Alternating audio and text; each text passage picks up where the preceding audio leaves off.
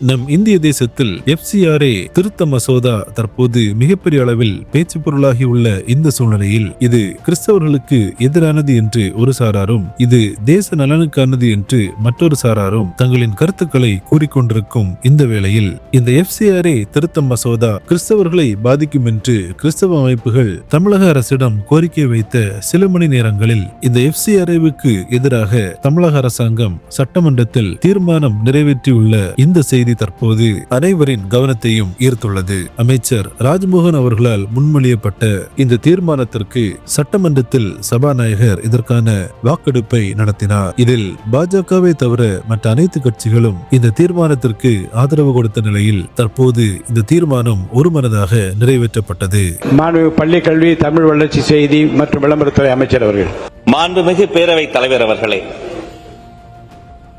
வெளிநாட்டு பங்களிப்பு ஒழுங்குமுறை சட்டம் foreign contribution regulation act FCRA என்பது 2010ஆம் ஆண்டிலிருந்து செயலாக்கத்தில் உள்ளது. இது இந்தியாவில் செயல்படும் தன்னார்வ தொண்டு நிறுவனங்கள், அமைப்புகள் மற்றும் தனிநபர்கள் வெளிநாட்டு ஆதாரங்களில் இருந்து நிதியை பெறுவதையும் பயன்படுத்துவதையும் ஒழுங்குபடுத்தும் ஒன்றிய அரசின் ஒரு சட்டமாகும். இந்த சட்டத்தின் முக்கிய நோக்கமே வெளிநாடுகளில் இருந்து பெறப்படுகிற நிதி இந்தியாவின் தேசிய பாதுகாப்பு, இறையாண்மை, பொது ஒழுங்கு ஆகியவற்றுக்கு பாதிப்பை ஏற்படுத்தாதவாறு உறுதி செய்யும். அதே வேளையில் சமூக மற்றும் பொருளாதார வளர்ச்சிக்காக சட்டப்பூர்வமான சர்வதேச உதவிகள் இந்தியாவிற்கு கிடைப்பதற்கும் இந்த சட்டம் அனுமதிக்கிறது. தற்போது ஒன்றிய அரசு வெளிநாட்டு பங்களிப்பு ஒழுங்குமுறை திருத்த சட்ட முன்வடிவு 2026 தற்போது நாடாளுமன்றத்தில் முன்மொழிந்துள்ளது. மாண்புமிகு முதலமைச்சர் அவர்களை சிறுபான்மையினர் சமூகத்தை சார்ந்த பல்வேறு அமைப்புகளின் தலைவர்கள் நேற்று 10/8/2026 சந்தித்து FCRA சட்ட திருத்தத்தால் சிறுபான்மையினர் நடத்தும் சமூக நலம், கல்வி, மருத்துவம் மற்றும் இதர நிறுவனங்களுக்கு ஏற்படும் பாதிப்புகள் குறித்து எடுத்துரைத்து சட்ட திருத்த மசோதாவை திரும்ப பெற வேண்டும் என கேட்டுக்கொண்டார்கள்.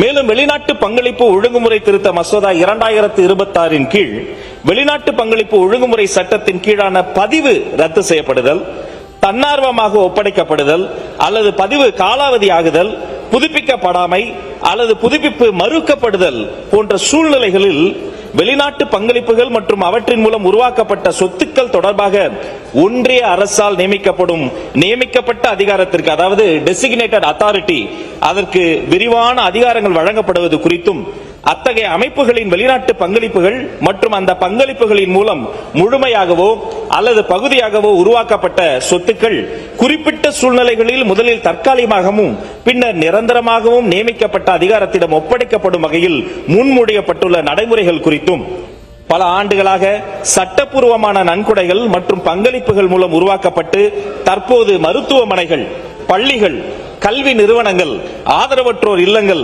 குழந்தைகள் மற்றும் முதியோர் பராமரிப்பு இல்லங்கள், வழிபாட்டு தலங்கள், சமூக நல கட்டமைப்புகள், ஆராய்ச்சி நிறுவனங்கள் மற்றும் பிற பொதுநல செயல்பாடுகளுக்காக பயன்படுத்தி வரும் சொத்துகள் ஒரு அமைப்பின் FCRA பதிவு புதுப்பிக்கப்படாதது அல்லது புதுப்பிப்பு மறுக்கப்பட்டது என்ற காரணத்தால் மட்டும் பாதிக்கப்படுவது குறித்தும் வெளிநாட்டு பங்களிப்புடன் உள்நாட்டு நிதியும் கலந்து உருவாக்கப்பட்ட சொத்துகள் முழுமையாக நியமிக்கப்பட்ட அதிகாரத்தின் கட்டுப்பாட்டிற்குள் செல்லக்கூடிய நிலை ஏற்படுவதால் சொத்துரிமை, நியாயமான நடைமுறை, விகிதாச்சார கொள்கை மற்றும் சட்டப்பூர்வமான சொத்துகளின் பாதுகாப்பு ஆகியவை தொடர்பாக சிறுபான்மை அமைப்புகளுக்கு பாதிப்பு ஏற்படும் என்றும் பல்வேறு கவலைகளை முதல்வரிடம் தெரிவித்தார்கள்.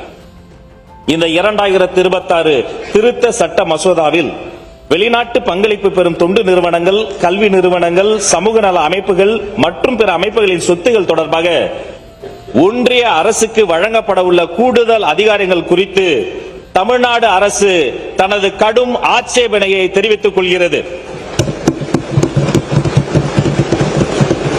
வெளிநாட்டு நிதி முறையாக பெறப்பட்டு சட்டத்திற்குட்பட்டு வெளிப்படையாக பயன்படுத்தப்படுவதை உறுதி செய்வது அவசியம் என்பதை தமிழ்நாடு அரசு ஏற்றுக்கொள்கிறது. அதே வேளையில் இத்தகைய ஒழுங்குமுறை நடவடிக்கைகள் கூட்டாட்சி தத்துவம், சட்டத்தின் ஆட்சி, இயற்கை நீதி, விகிதாச்சார கொள்கை மற்றும் சட்டப்பூர்வமான சொத்துரிமை ஆகிய அரசியல் அமைப்பு அம்சங்களுக்கு உட்பட்டதாக இருக்க வேண்டும். மாண்புமிகு பேரவைத் தலைவர் அவர்களே, முழுமையாகவோ அல்லது பகுதியாகவோ உள்நாட்டு நிதியால் உருவாக்கப்பட்ட சொத்துகள், குறிப்பாக உள்நாட்டு மற்றும் வெளிநாட்டு நிதி இரண்டையும் இணைத்து உருவாக்கப்பட்ட சொத்துகள் தன்னிச்சையாக அல்லது அளவுக்கு மீறிய அரசுடைமையாக்க நடவடிக்கைகளில் இருந்து பாதுகாக்கப்படுவதற்கான தெளிவான சட்ட பாதுகாப்புகளை ஏற்படுத்துமாறு இந்த மன்றம் வலியுறுத்துகிறது. மேலும் எந்த ஒரு வெளிநாட்டு பங்களிப்போ அல்லது சொத்தோ நிரந்தரமாக அரசிடம் ஒப்படைக்கப்படுவதற்கு முன் போதுமான முன்னறிவிப்பு, விளக்கம் அளிக்கும் வாய்ப்பு, காரணங்களுடன் கூடிய உத்தரவு மற்றும் சுயாதீனமான பயனுள்ள மேல்முறையீட்டு உரிமை ஆகியவை சட்டத்தில் உறுதி செய்யப்பட வேண்டும் என்று இம்மாமன்றம் வலியுறுத்துகிறது.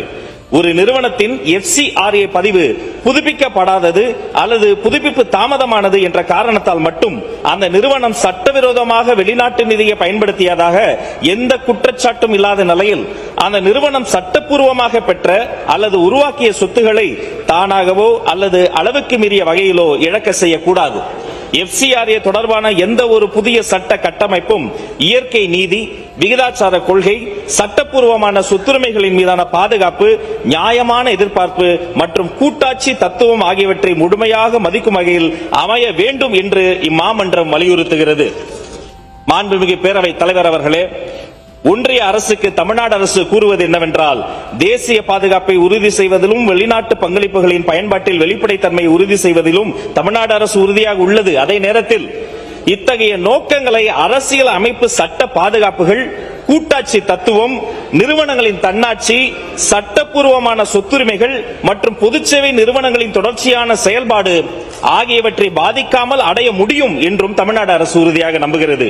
எனவே மேலே விவரிக்கப்பட்ட ஆட்சேபனைகளின்படி வெளிநாட்டு பங்களிப்புகளுடன் தொடர்புடைய சொத்துக்களை அரசின் கட்டுப்பாட்டிற்குள் கொண்டு வருதல், நிர்வகித்தல் மற்றும் அப்புறப்படுத்துதல் தொடர்பான சட்ட திருத்த மசோதாவை ஒன்றிய அரசு உடனடியாக திரும்பப் பெற வேண்டும் என்று நமது அரசு ஒன்றிய அரசை வலியுறுத்தும். இந்த தீர்மானத்தை சட்டப்பேரவை ஒருமனதாக நிறைவேற்றிட கேட்டுக்கொள்கிறேன். தீர்மானம் படிச்சிருங்க.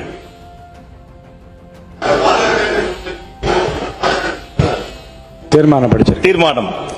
வெளிநாட்டு பங்களிப்பு ஒழுங்குமுறை திருத்த மசோதா 2026 தற்போதைய வடிவில் FCRA பதிவு காலாவதியாகுதல், புதுப்பிக்கப்படாமை, புதுப்பிப்பு மறுக்கப்படுதல், பதிவு ரத்து அல்லது ஒப்படைக்கப்படுதல் போன்ற காரணங்களால் தொண்டு நிறுவனங்களின் சொத்துக்களை அரசிடம் ஒப்படைத்தல், நிர்வகித்தல், மாற்றுதல் மற்றும் விற்பனை செய்தல் தொடர்பான விதிகள் குறித்து இம்மாமன்றம் ஆழ்ந்த கவலை தெரிவிக்கிறது.